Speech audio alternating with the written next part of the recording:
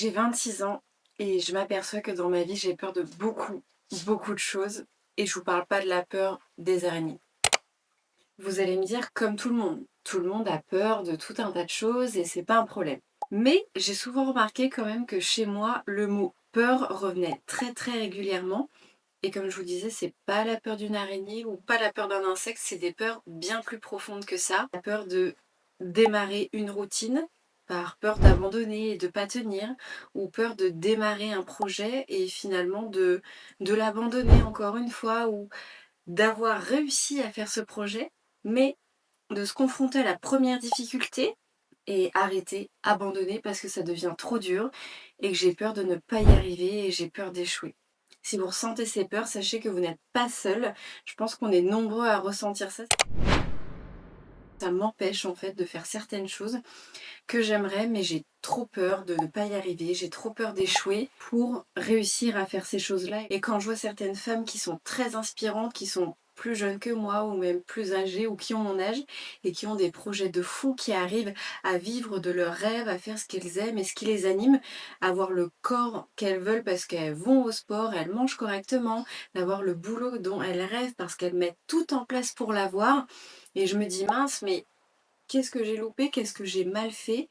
Et je me suis dit: «Et si c'était pas plus profond que ça?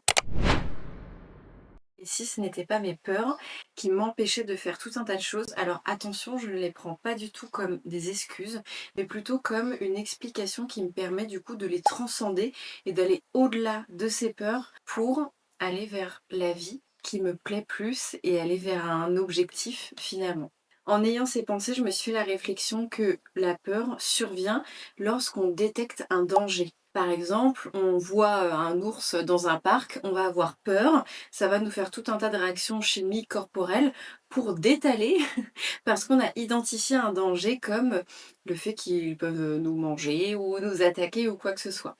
Et là, je me suis fait la réflexion du pour moi en introspection de me dire mais ok, j'ai peur de démarrer des projets ou peur d'être en difficulté, mais quel est le danger que j'identifie? Et je pense que c'est le fait de me décevoir, de ne pas y arriver, donc de pas avoir une très grande estime de moi, une très grande confiance en moi, que mon regard sur moi-même change, et plus que tout, que le regard que les autres, quand je parle des autres, c'est surtout mon entourage, ont sur moi, change et qu'ils aient une vision de moi, de quelqu'un qui échoue.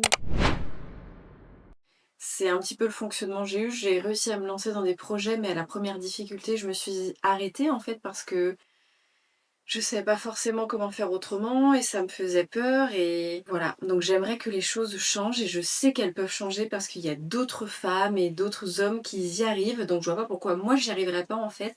Donc si vous aussi vous ressentez ces choses-là, sachez que vous n'êtes pas seul et que je pense qu'on peut transcender ça pour aller vers nos objectifs et avoir une vie qui nous plaît quel que soit notre âge.